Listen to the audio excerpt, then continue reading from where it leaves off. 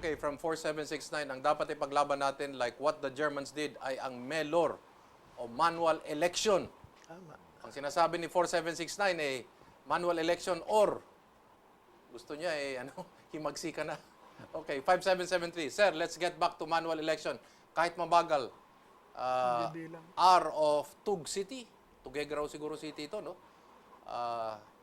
I just want to ask if niliquidate ba ang pork barrel na ayon sa pinaglalaan ng proyekto from Mrs. Ana Castor ng Negros? Hindi ho, wala akong na-liquidate. Talagang tinakasan po ito.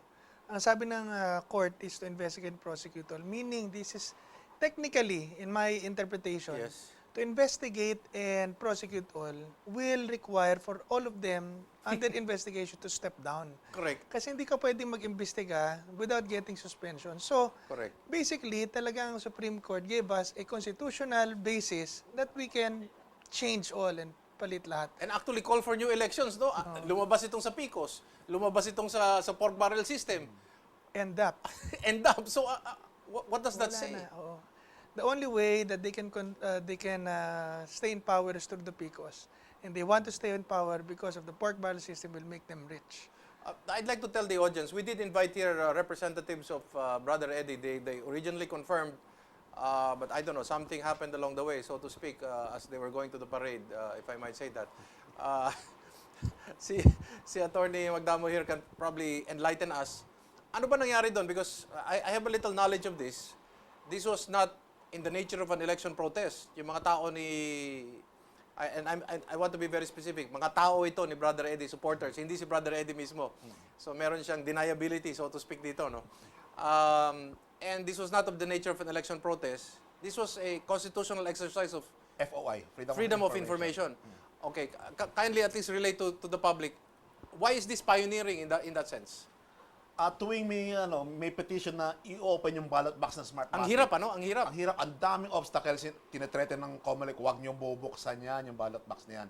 And nagkaroon ng konting miscommunication somewhere in Gapan Branch 34 of the Regional Trial Court.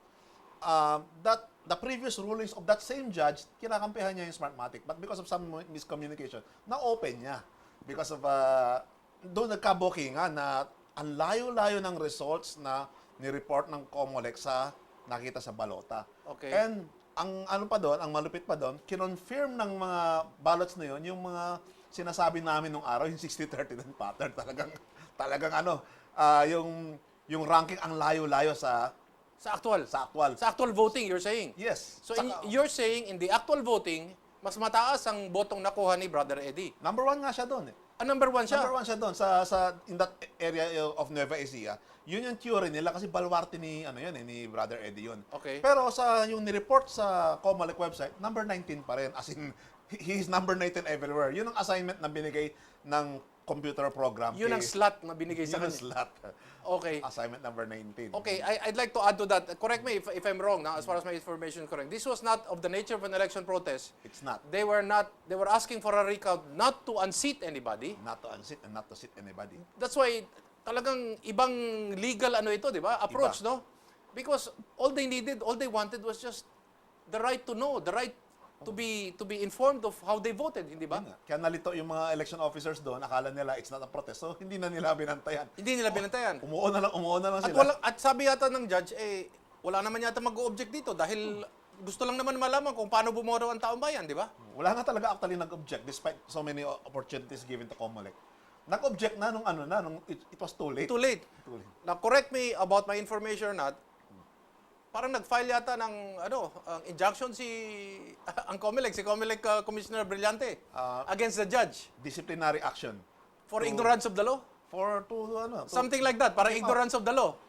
Yes, ignorance of the law and many others. And including other judges from undertaking the same or Yes. entertaining the same kind of petition Yes, to threaten all other judges na who plan to do the same. to open the Para nobody will open the ballot box. You'll only rely on that electronic copy in the compact flash, yung But- CF cards. But how can you object to the right of a citizen to know how he voted when it is not an election protest? You are not unseating anybody. Nobody's hairs, in fact, will be bothered or disturbed by a simple recount. Yun nga, kinampihan namin itong si judge na to. That's why yung issue na yan umakyat sa Joint Congressional Oversight Committee ng Kongreso. At natuwa yata si Senator Pimentel dito sa ano na ito, no? Kasi kung titingnan sa evidence, victim din pala si Senator Pimentel. His rank must be higher than 8. Base Okay. sa mga nakitang na open na ballots. And I think he even gave certain accolades to this petition, ano? For a short time until the other senators felt uncomfortable, pinashut up na Kasi, siya. kasi ano, may masasagasaan. May masasagasaan. Okay. Before I read the 5968, why do you think the COMELEC decided to come out with an injunction preventing all other judges from entertaining your constitutional right to information? Mabubuking. Yung anlayo ng nireport sa electronic copy Okay. sa paper copy. Mabubuking. Mabubuking. In, in short, yung PICOS ay Talagang basura yung PICOS. It's a piece of junk na ang laki-laki ng ginastos natin. Pandaya. Deactivate lang yung mga safeguards. Tapos hindi lang yun. Napaka-substandard. Napaka-baro-baro yung pagkagawa niya. Yung kanyang rollers na nagiging powder na. Talagang napaka-substandard ng pagkagawa niya. okay, 5968 dapat. Ito na naman. Gusto nitong 5968 ay revolution daw. Na totoo ang gawin or ask wisdom and help to the Lord. Diyos lang makapagbabago ng bansa natin. Ray ng Quezon City. 5175, I am in favor of the abolition of pork barrel because PDAP and DAP means hold up. Please continue your program as it will contribute in the abolition or mitigation of corruption in the government. Mabuhay and God bless. This is Attorney Kin W. Gambe of Agusan del Norte. Wow. Okay. Good PM Eric, more power to you. I am a Balitbayan and now I plan to retire in the Philippines. All these serious issues of unaccounted use of people's money through DAP, PDAP, and COMELEC's violation of the AES should be pursued to the end. What are the remedies? Sana hindi ningas kugo nito. Asyong of Kainta. Well, we started this, I filed the petition 2013. Hanggang ngayon, na pinag-uusapan pa rin. I first heard the word pork barrel in 92 from my father in a preaching that started me off. Okay. And your father's name? Pakibanggit naman. My dad is Butch Bellica po. Okay. Bishop Butch Bellica. Bishop Butch Bellica. Okay, sige. So I heard it from him.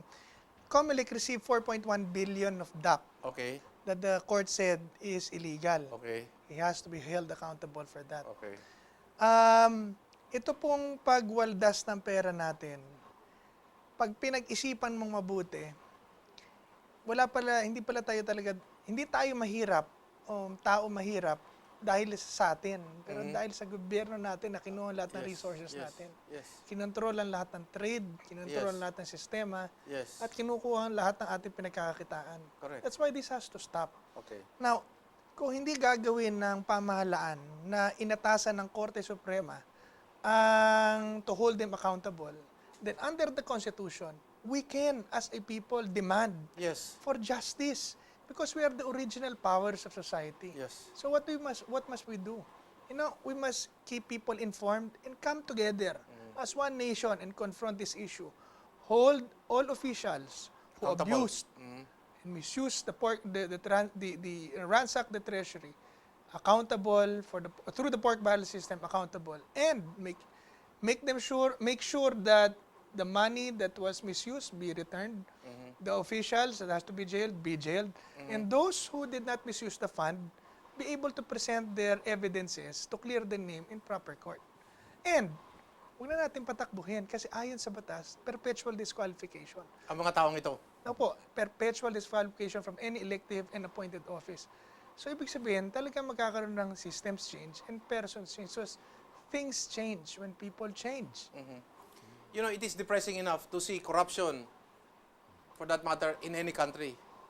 But what can you say when graft and corruption happens to a country, to a people that is impoverished? That is criminal. There is no moral standard, for such a human being that commits graft and corruption on a people that is very poor. Nakakasuklab yun. Tatanungin ko kayo, attorney, where do we go from here? Aayusin yata yung 80,000 na PICOS machines, hindi ba? Aayusin dapat, i-award sa Smartmatic without bidding. Yung nga sunod na itatanong ko sa inyo, di ba ipapabid pa yan? O bakit negotiated? Am I correct? My information, it will be negotiated? Yes, you're correct. Ang pagpapaayos nitong 80,000 na Yes, and that is against the opinion of the legal department of COMELEC. Ang Okay. sabi ng legal department ng COMELEC, ibid mo. Okay. Ang sabi ng chairman and commissioners, wag na. In-overrule bale yung the legal department of COMELEC in-overrule. Why do you think they are not taking your legal advice? It's not mine. It's the legal advice of the incumbent director Esmeralda Lagra. Bakit ayaw? Yun nga na. Kasi sabi daw nila, ito kunyari, no, kunyari ako, nakikinig ako sa kanila, sabi nila, kasi it will be too tedious. Mahabang proseso daw yan eh. Kailangan na raw ngayon eh. Magre-retire na yung tatlo eh. Si Chairman Brillantes and the two others. Ano to, last 2 minutes? Baka Baon. hindi naman 2 minutes. 2 months naman. May Last 2 months. February 2. Last 2 months? Pero kung magbibidding, medyo matagal yan. Eh, can you really say that this will be given to Smartmatic? Naaayusin nila? Talagang sinabi na. Dineclare Ibibigay na nila? I-award sa Smartmatic because according to Smartmatic and according to the supporters of Smartmatic, only Smartmatic can repair it daw. So yung naglugso ng ating kalayaan, ng ating demokrasya, sa kanila na naman natin ibibigay itong PICOS? Sa kanya ulit, sinabi nila it's 100% perfect. Bakit kailangan i-repair kung 100% perfect yung machines na yun? Although they admitted na pwede ibang di ba? Pwedeng ibang kumpanya ang pwedeng mag-ayos nito, no? Pinipilit nila na only Smartmatic can repair a Smartmatic machine. Okay, so it's Although not it's not a Smartmatic machine by the way, okay. It Hindi is a hindi sila Dominion hindi sila ang may-ari, di ba? Hindi I think nga may pending case pa yan, di ba? Meron. It's a Dominion voting system of Canada. Pakibanggit lang ano yung pending case dito dahil Yung Smartmatic, dinimanda yung Dominion voting system of Canada kasi ayaw ibitawan yung source code. your source code, correct. Hindi ma-reprogram. Pati yung design. Pati yung design lahat. Yung Smartmatic, wala silang capability para i-program yung sarili nilang PICOS. Which validates, which only proves that That, talagang hindi sila ang may-ari. hindi sila, middleman lang sila, reseller lang sila. Okay.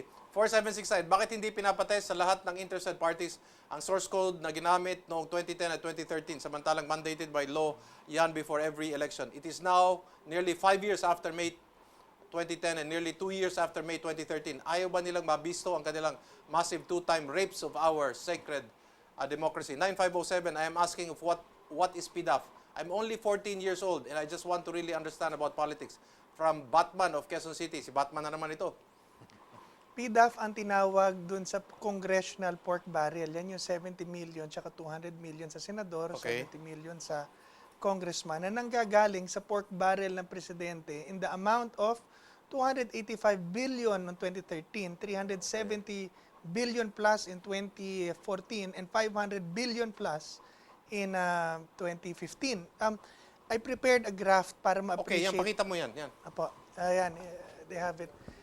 You will see here, yan, the 2013 budget, okay, yung orange po na yan po ang departments and agency budget. Yung Yan orange po, sa baba. Oo, nasa baba, yung 982 noong 2013. Yan ang naka-itemized na budget. Ibig sabihin, lahat po ng perang yan, kailangan paggastosan ng gobyerno, naririyan na po, tatakbo ng gobyerno with that money. Yung nasa taas yan, yung Special Purpose Fund, is a pork barrel of the President that only he is allowed, that needs his final approval for release. Anong kulay yon? Yung sinasabi mo? Yung darker blue. Okay, darker blue. Sige. 267 billion, 0.9 billion. Okay. Yung 117 billion is the unprogrammed funds na kukolektahin pala ng gobyerno. Again, cannot be released without the approval of the President. Okay. Yung 755.2 billion are automatic appropriations fund. Diyan din daw po binubunot yung pangbayad natin ng utang. However, kalahati lang po niyan ang ginagamit pambayad. Yung kalahati niyan po kung saan-saan pong pera yan na pork barrel na pwedeng gamitin ng presidente at his discretion. Aksidente lang na dilaw yan? O talagang sinadya mong dilaw yan? Okay, sige, sige. Okay, yung 2013, yung petition natin pumasok, sabi ng court, illegal ang budget na yan, hindi mo pwedeng gamitin yan. Okay. But you will realize in 2014, they applied